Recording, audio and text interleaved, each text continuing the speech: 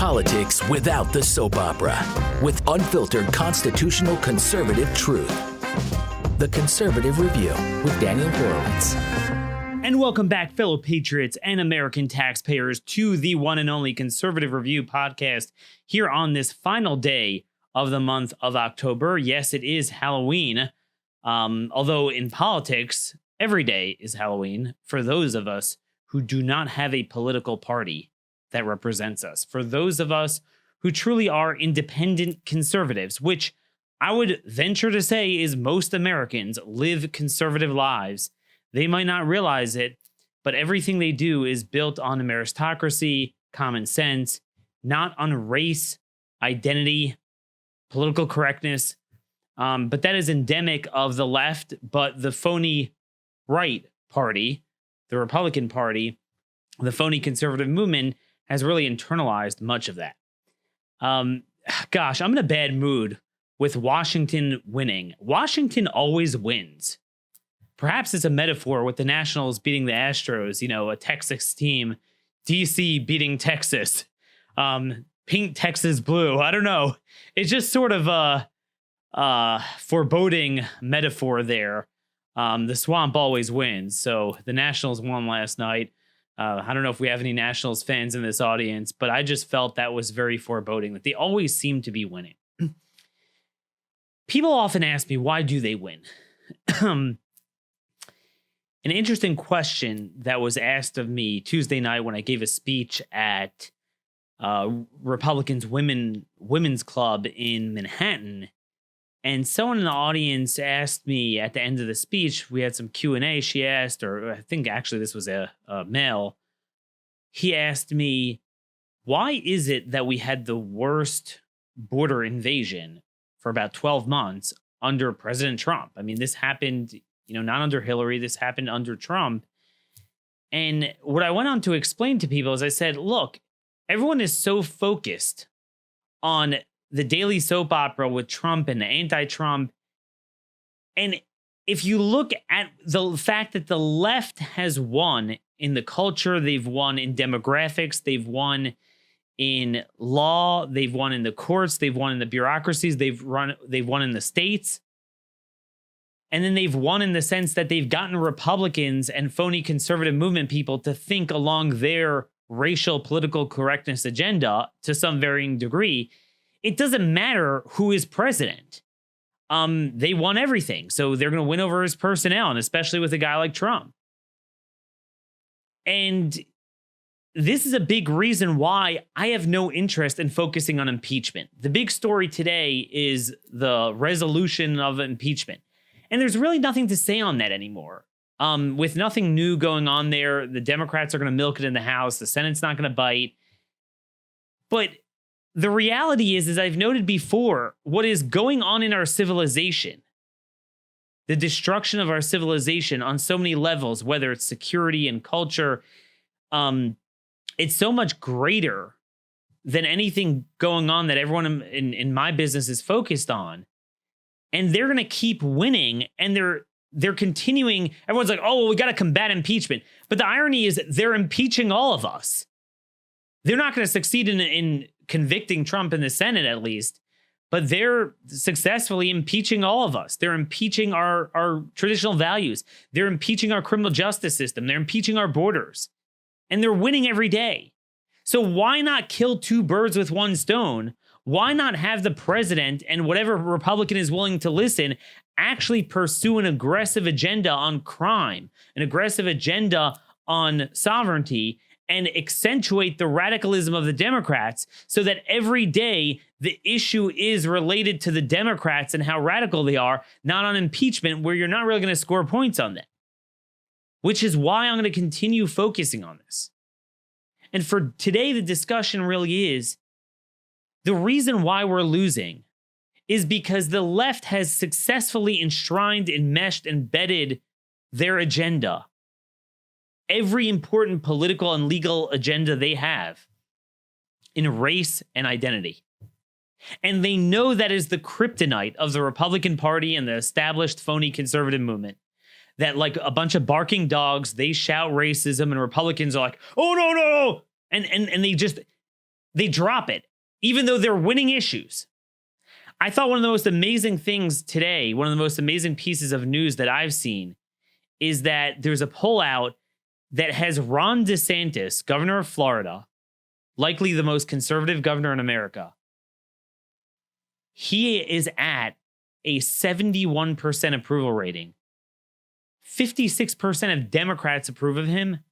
72% of Hispanics, even though he is the one who pushed the statewide ban on sanctuaries. Because guess what? Most people support it. Yet Republicans will not take a single vote on this. We have another case of a child molester, illegal alien let go by a sanctuary in North Carolina. Nate Madden will have the article out at Conservative Review today. And Republicans will not vote on this. And yes, there's the donor issue. Yes, there's money, cheap labor. But if you look at every issue where the Democrats are transforming our society, it's race or identity. So whether it's the homosexual, transgender, alphabet soup agenda, whether it's crime, whether it's illegal immigration, it's all that. And Republicans think, oh my gosh, we're going to lose with the demographics. And really, I mean, it will eventually become that way. But most people, and including usually from that demographic that they're hiding behind, live a common sense life. Most people want to be safe. Most people want fairness, uniform rule of law. It's an elite thing, but this elite thing has captured every major Republican. I got onto this really from yesterday's show, and if you haven't listened to it, you really should. We had on the show Heather McDonald, really the only good academic on our side on crime. But she also covers, and she's written books on diversity and the whole racial agenda. And if you notice, listen to the show very carefully. I know some of you have sent me messages that you even listened to the show twice. She's one of those people who, when they speak, it's almost on multiple levels.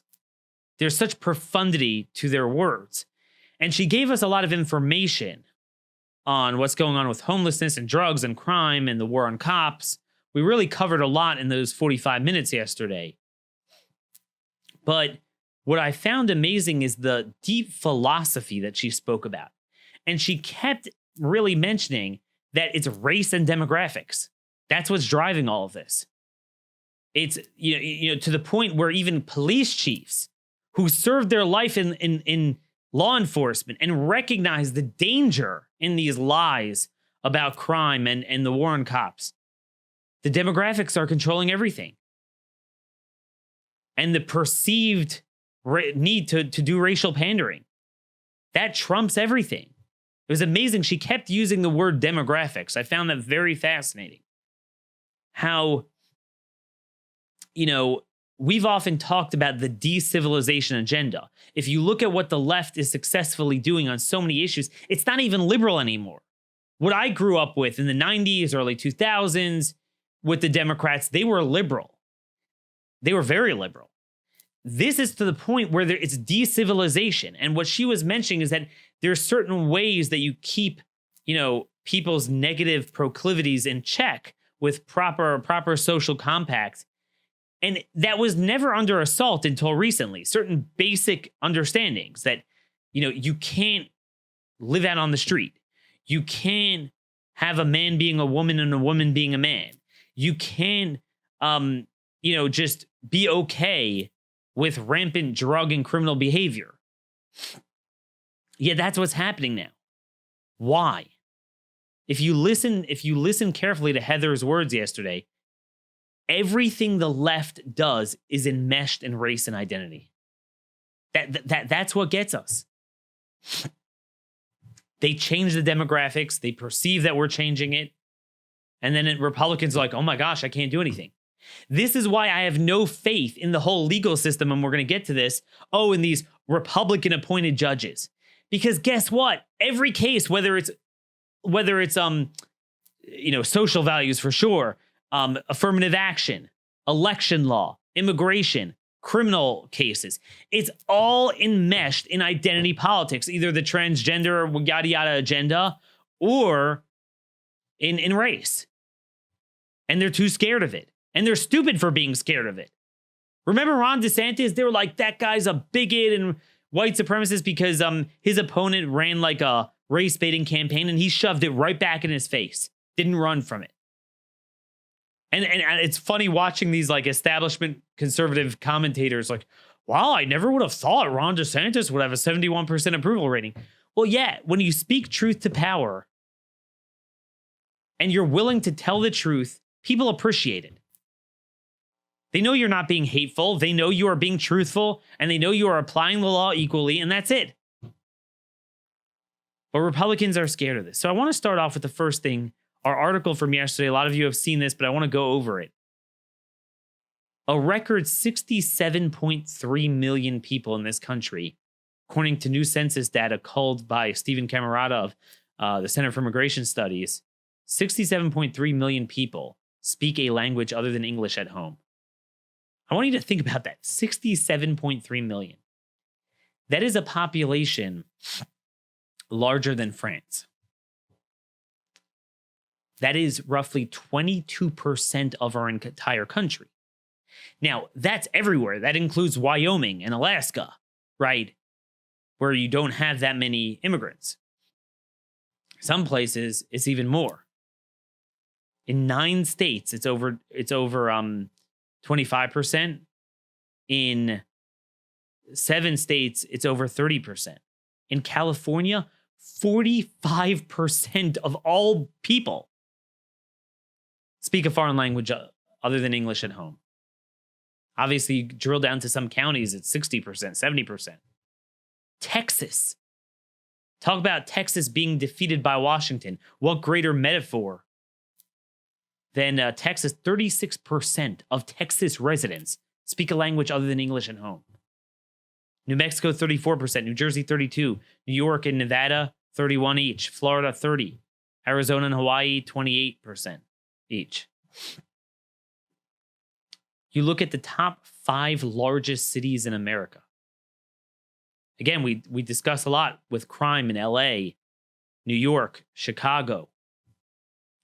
Well, there's a reason. Because they have scared everyone off with the demographic change. 48% of the combined population of the 5 largest cities in America, the residents speak a language other than English at home. It's 49% of New York City, 59% of LA, 36% of Chicago.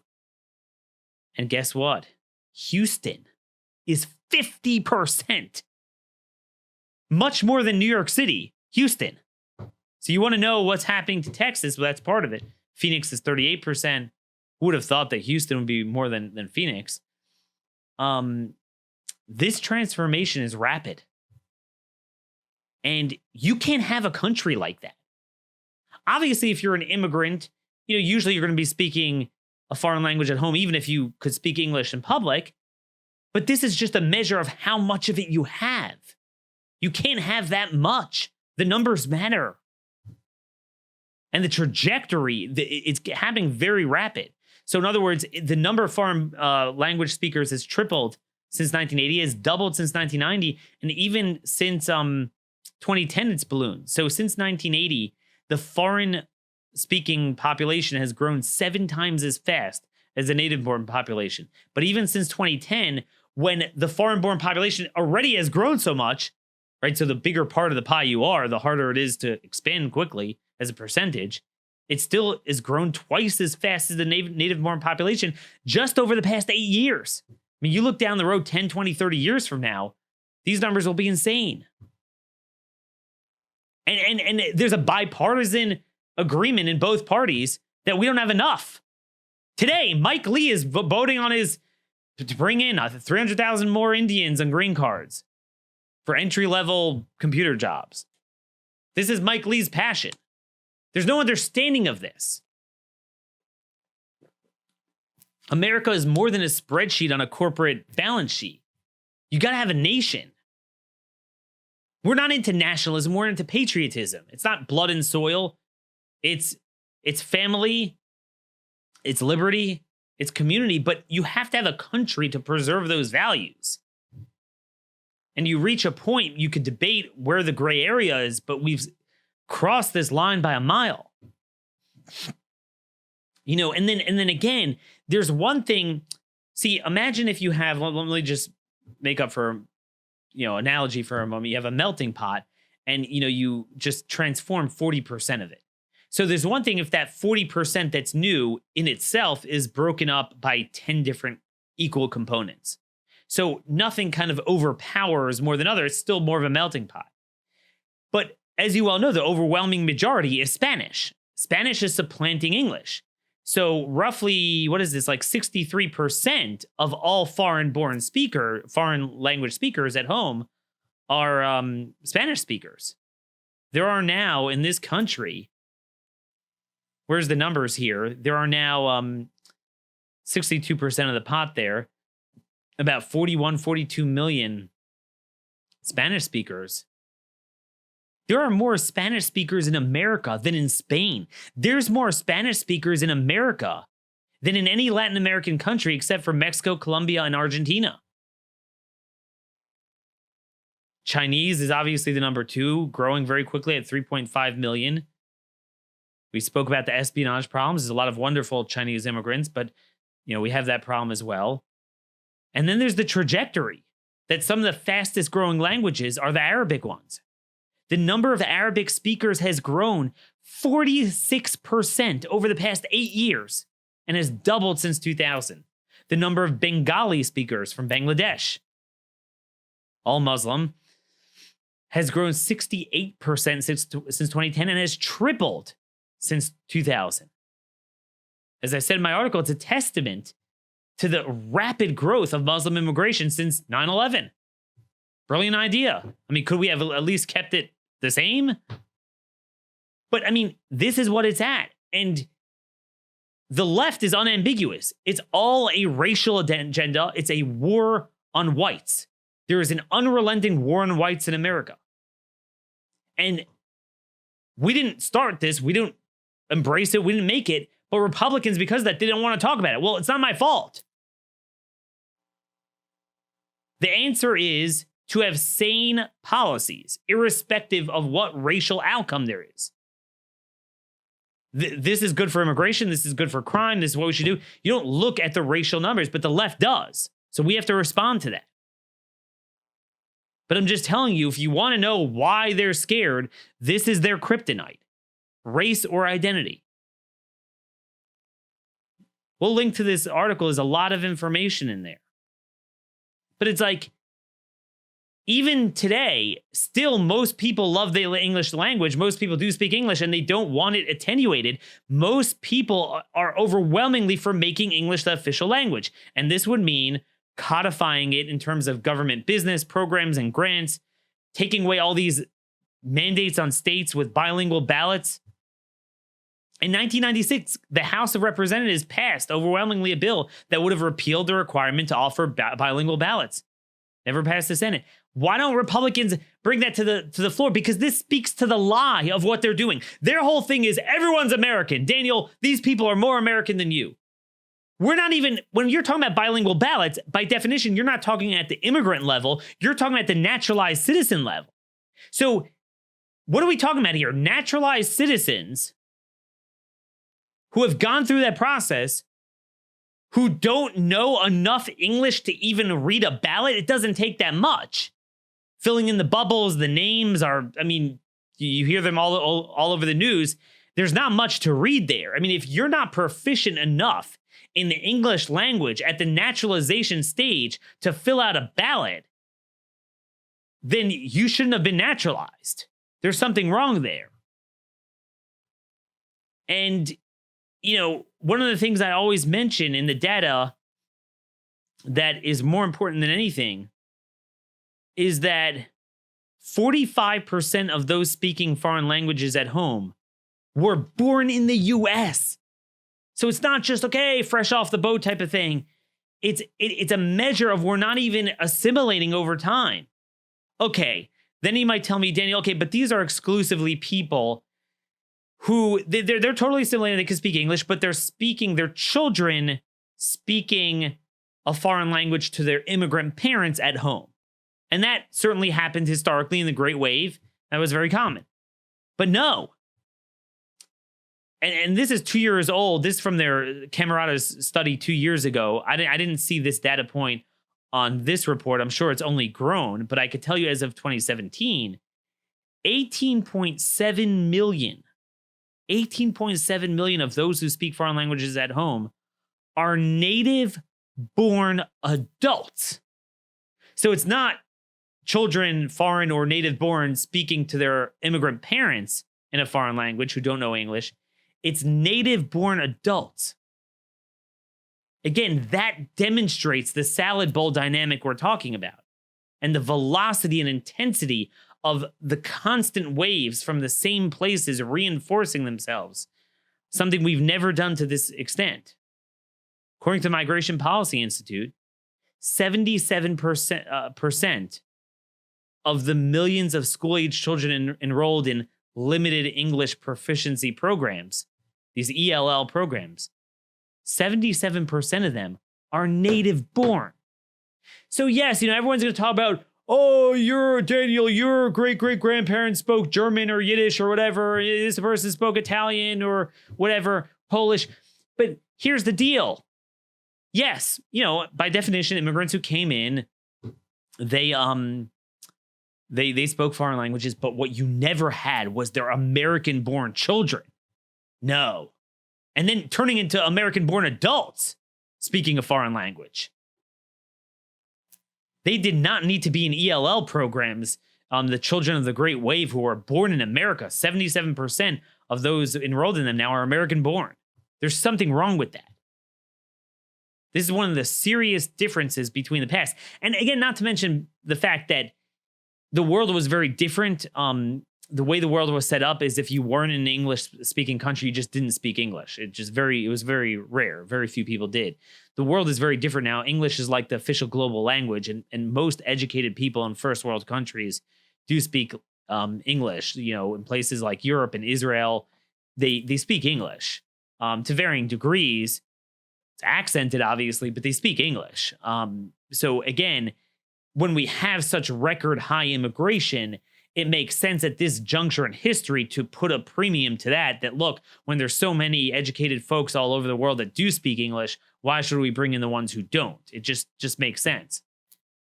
This is such a winning issue. This is the clear dichotomy, like with Ron DeSantis and even Hispanic voters and Democrat voters in Florida being so popular, even though he's regarded by the establishment as a racist. The gulf between the average Democrat voter and the elite, even conservative figure in Washington.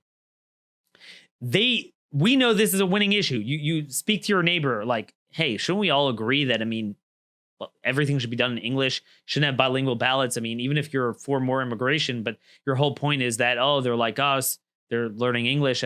Shouldn't they know enough English at the naturalization level to fill out a ballot in English?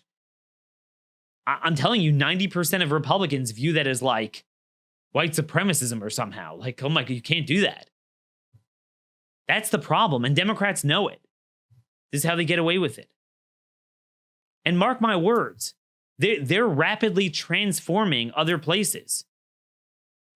Even though in the sheer numbers, it's the, New York and California and the Southwest, Texas, that's, gotten this. But if you look at the trajectories over the last 10 or so years, the fastest growing foreign language speaking states as a percentage, it's Nevada. Since 1980, up 1,088%. Georgia, up 952%. North Carolina, up 802%. Virginia, up 488%. So it's no wonder why these states have either turned blue, turned purple. Georgia's in the process of being turned purple. That's why. But guess what's close behind that? Tennessee, Arkansas, and South Carolina. Even Idaho and Oklahoma ranks high. In absolute numbers, it's still not tremendous yet, but that's where that's where North Carolina and certainly Nevada was over the last few decades. This is where we're headed. When you look at articles like this, how do you even go on from anything? This is our whole being, the English language. It's unbelievable. Totally unbelievable. But let me move on. And by the way, there's an article out yesterday. We spoke about Worthington, Minnesota, being so fundamentally transformed with refugees from the meatpacking plants, and the legal aliens funneling in their children, who are then resettled as refugees on our dime in a circuitous cartel smuggling operation. You know, there was an article out I saw. I can't remember where it was, but I think because they're having another vote on expanding the schools there. And local news reported that it has one of the highest concentrations of Spanish speakers in Minnesota. So, you know, this is happening in all 50 states. But Republicans, and this has nothing to do with race. I mean, there's people that are Black that come from Jamaica or other English-speaking countries. It has nothing to do with race. It's not a white or black or whatever issue. It's and everyone recognizes that. Everyone understands it's common sense, language, culture, public charge. You know, these are simple concepts that the average person gets, but Republicans are terrified because Democrats have made it racial and Republicans are scared of it. I just don't care. Like we had with Heather McDonald, you cannot have a situation with criminal justice where there is so much crime among blacks that we're just going to say, look, because they happen to be black, we have to dismantle criminal justice. We have to, no, you can't do that. I just don't care. It's too dangerous. I'm not going to back down because of that. I'm going to double down on it. And again, the reality is most people, including blacks, are not criminals. So the people you're going to harm the most are, guess what? Blacks. But it's like, this is what people don't understand. Going back to the language issue, I recently had over a couple, a family. We've become friends. Moved in fairly recently. We had them over for a meal, and I knew his parents were immigrants from Russia. And he was telling me a little bit more about it. They came in 1981, which is an important benchmark because it was before the collapse. And what he and this was him. He was speaking. He said something very interesting, that what you see is there's a huge difference between, and he talked also about those that went to Israel, those that migrated from Russia to Israel. And particularly there, he was talking about a difference between those who came before the collapse and after the collapse. And what he was talking about is, you know, a lot of the ones before were the people with Sharansky and the refuseniks. They were like, they believed. It was political. It was a cause. Whereas afterwards, a lot of it became economic. And putting Russia aside, that's really where much of the immigration going on right now is like that. It's that you have a bunch of really crappy third world countries that are engaged in Islamic civil wars or other problems in Central America. And yeah, I don't blame them. They want to come here, but they want to come here because it's more peaceful, economically, welfare. Do you love America for what it stood for? Some of them inevitably do, but overwhelmingly, it's not like that anymore. And that's what he was lamenting. And so it was interesting. I asked him, I said, hey, you know, like, do you know any Russian at all? Like, you know, just I was kind of interested in that. And he actually told me, he said he doesn't know a word of Russian, even though his parents immigrated from there, I don't know, maybe a few years before he was born here in Boston. And he told me his parents, I mean, they wouldn't have it. They like banned the speaking Russian. To them, it was a symbol of the communists. They loved Reagan and everything. I mean, that's what we had. But I mean, use your imagination. Out of the million immigrants and another million foreign students and 700,000 more workers and other temporary visas, what percentage are like that family? The old Cubans, the old refuseniks from Russia, certainly the Great Wave era. How many are like that? So to a large degree, some of it's not even their fault. America is not American anymore. I mean, the native population is, you know, postmodernism, post-American. So there's not much for them to assimilate into. But the worst thing you can do is, while America's inherent native culture is weak, to go and just carte blanche flood the country like that. I mean, that's the fall of Rome. I mean, you're done. But again, Republicans and phony conservatives will not fight it because of the racial innuendo. But Ron DeSantis, I mean, is a testament to how to do it right. I know I'm going to anger some Trump fans here, but you know, there's a part of me that wishes we could swap him out for Ron DeSantis in 2020. I mean, he's serious, he's consistent, he's on message, and whatever, we just can't have nice things. But anyway, I want to touch on something to really drive home this point and tie it into the courts and the legal system. One of the many, many reasons why we say that these Trump appointees, these Federalist Society, conservative, libertarian, legal movement people are never, look, they'll be better than what the Democrats will appoint, but they're not going to be an equal and opposing force to push back even recent bad precedent on legal issues, much less long-standing harmful ones. One of the major reasons is because of race and identity.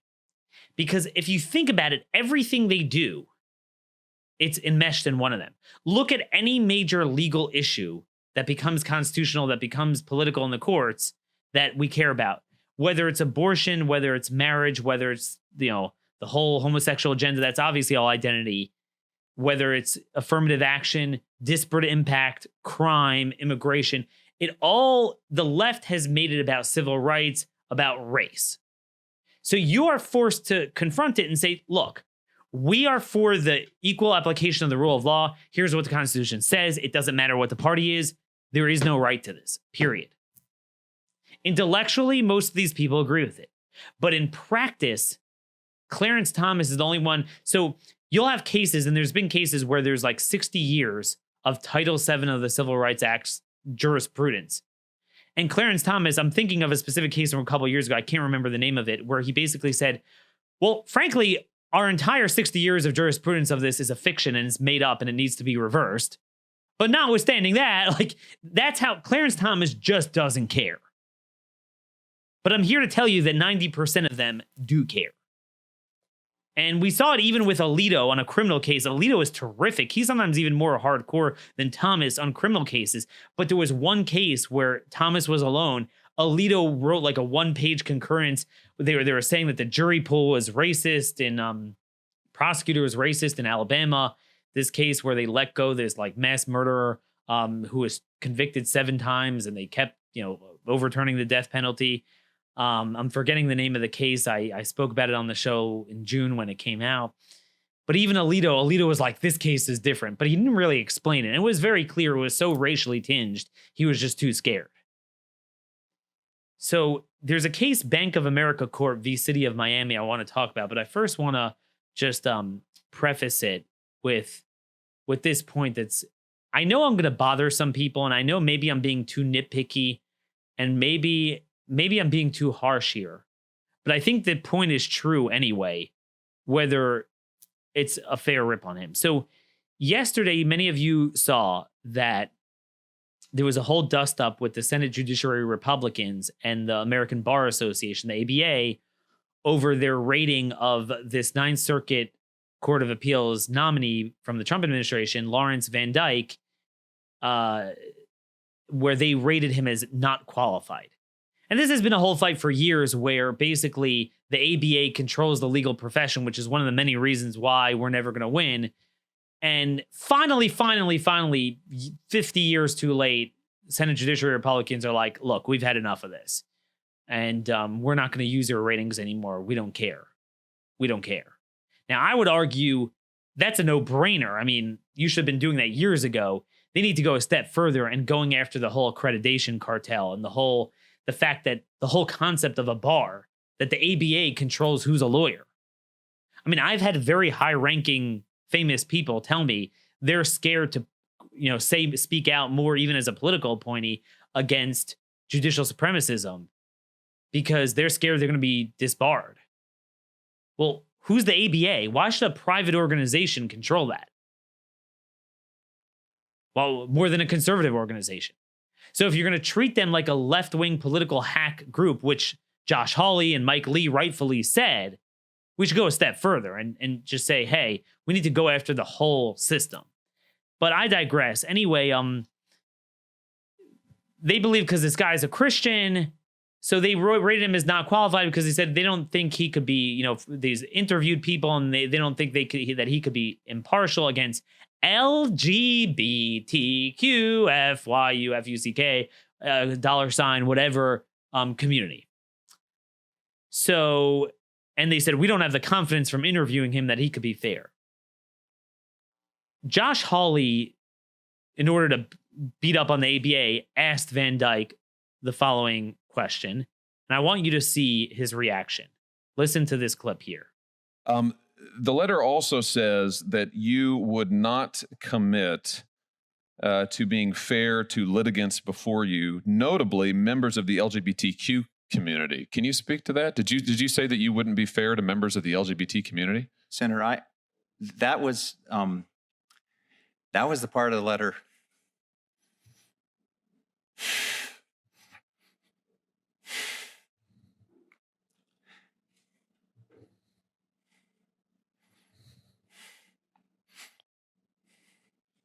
I did not say that.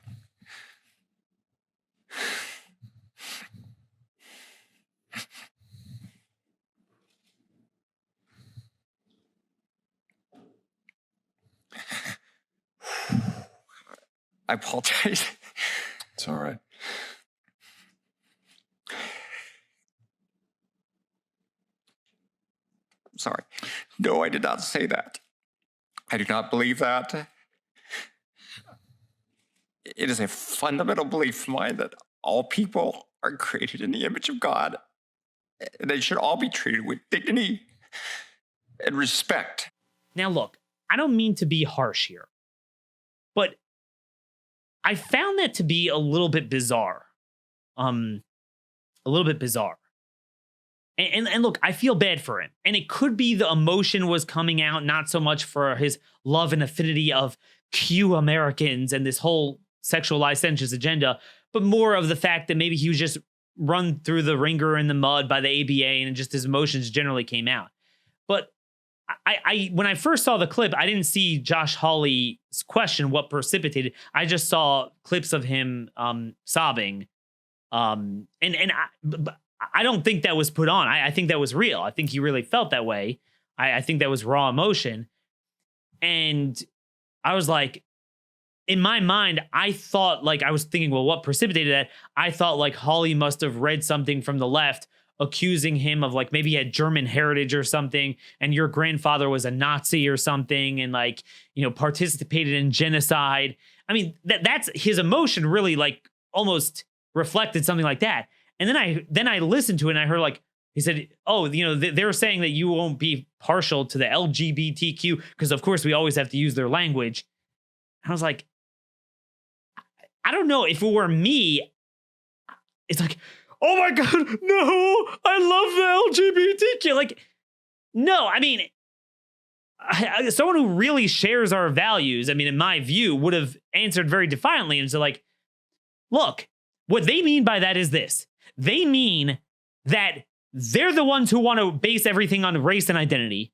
So you have someone who wants to create new rights for identity at the expense of unalienable rights. I am the ultimate fair judge because I don't look at identity. To me, the negative, and I would have launched into a whole dissertation into what's a real negative unalienable right and what's a positive privilege, and say, hey, what they mean is very simply, bake the darn cake, that they want a right because of their identity to force someone to violate his conscience with his private property and have you engage in involuntary servitude for something he disagrees with. Well, conscience and property are unalienable rights.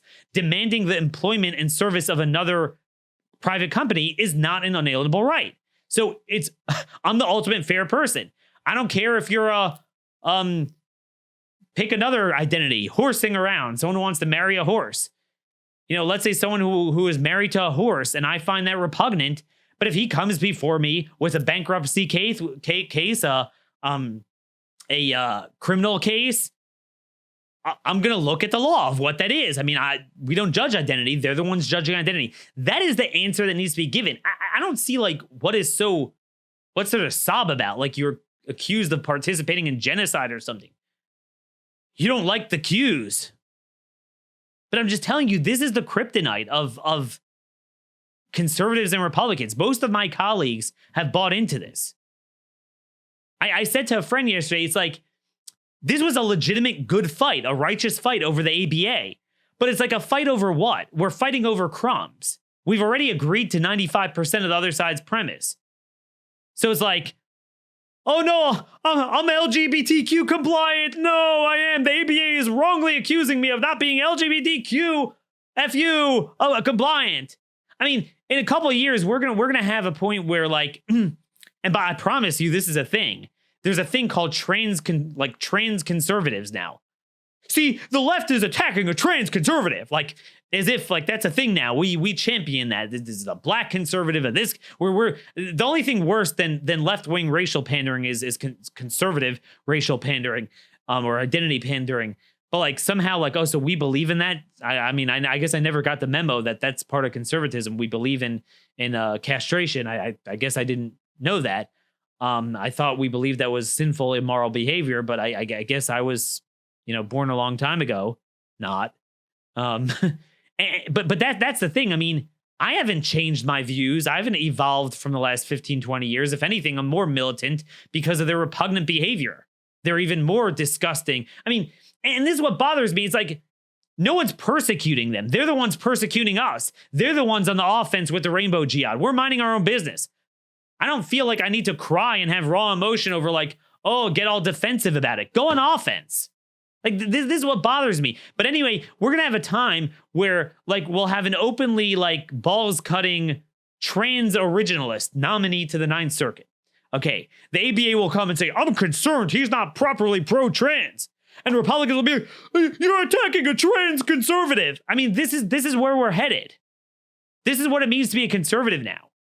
And it's emblematic of everything. We're basically, whether it's at a legal level, a political appointee level, an electoral election, congressional candidate level, we basically have a Republican Party full of Susan Collinses.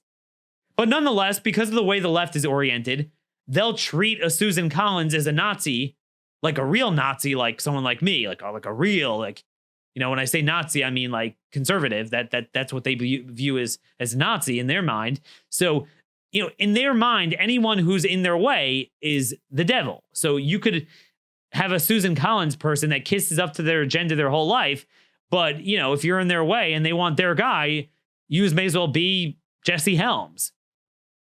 It doesn't matter. So we have this whole fight, but what are we even fighting over? The Overton window is moving to the left inexorably every day, and we get nothing. Anyway, I went overtime, but I just want to get to this case. Perfect example of how the left is successfully enmeshing everything they want to do in a racial agenda, and it's damaging on social issues, but also economic issues. And how too many Republicans buy into it. I'm going to explain why it's relevant yesterday, but this is from 2017. Bank of America Corp v. City of Miami. Now, one of the things we've noted here is that the libertarian, progressive, racial pandering, phony conservative legal and political movement, so they don't care about the homosexual agenda. They don't care about crime. They don't care about sovereignty and security. That's IWI stuff. And yeah, Daniel, you're a racist. Everyone's a racist. And they don't want to fight on that. But what we've noted is even on the libertarian economic issues, those chickens are coming home to roost, because guess what? Anything related to business and free markets and poverty and welfare and regulation, that is 100% enmeshed in racial identity. They're saying it's all, you're harming blacks, you're harming this group, you're harming, that's 100%. Everything economic is at least as enmeshed in racial politics by the left as so-called social issues. And so what happened was, in the city of Miami sued the Bank of America and all the banks and accused them of being responsible for all of their financial and social woes in the cities. They said that basically here's how it goes. I'm trying to get the mental gymnastics here. This is the way Clarence Thomas explained what they were trying to do. Miami's complaints do not allege that any defendant discriminated against it within the meaning of the FHA. So this was a housing issue. They're basically saying that the banks purposely did predatory lending to lend to people who couldn't afford it, and then that allowed them to foreclose, and then that allowed them to, and then, you know, the housing went down and there were vacancies, and then the crime came in, which created a death spiral, and then they got less revenue. So they're literally charging, they're saying their justiciable grievance as a court case is that I think you discriminated in lending, so therefore we're getting less property tax revenue because of you. I mean, it's unbelievable. And at the time, even like liberal commentators, legal commentators, like this is not going to go anywhere. And indeed, the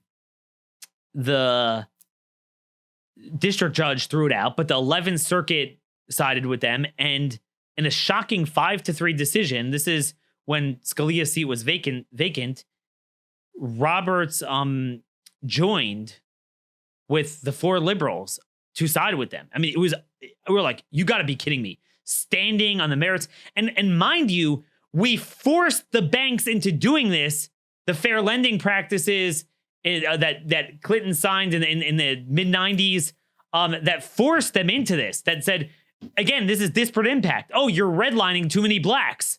And now they're like, you're loading to too many blacks. I mean, everything is wrapped in race. And Roberts, you know how he works. Everything is racial with him.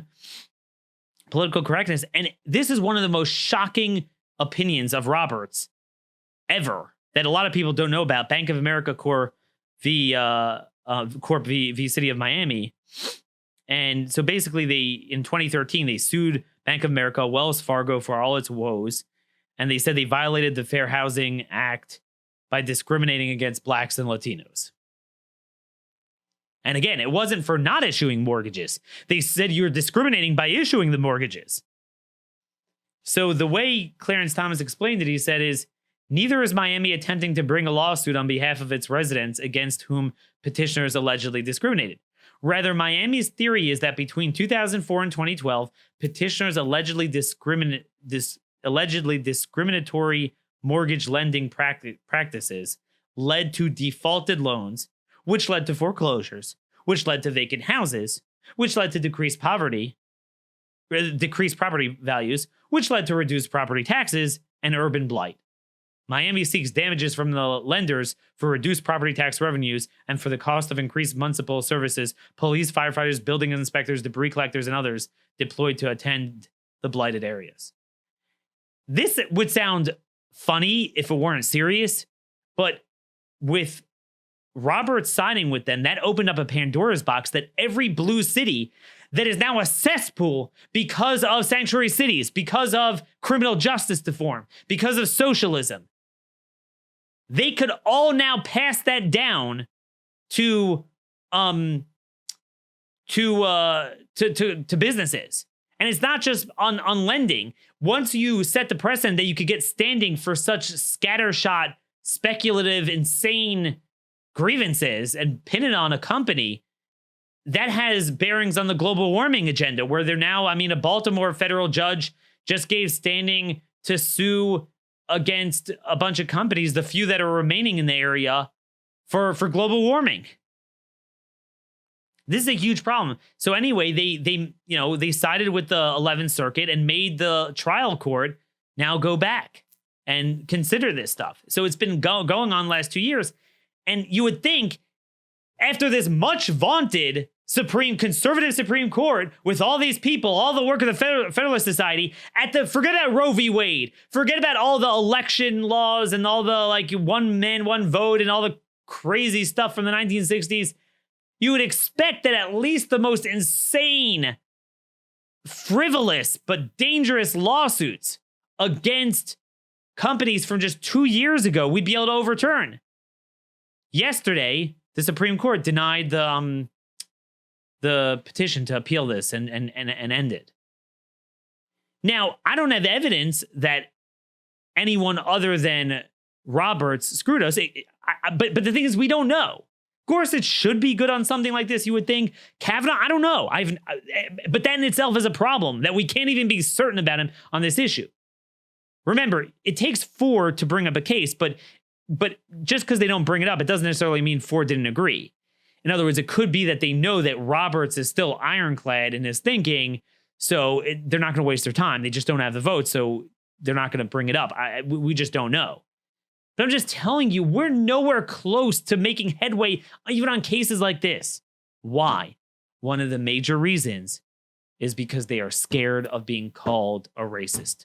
So we're all socialists now because I don't want to be a racist.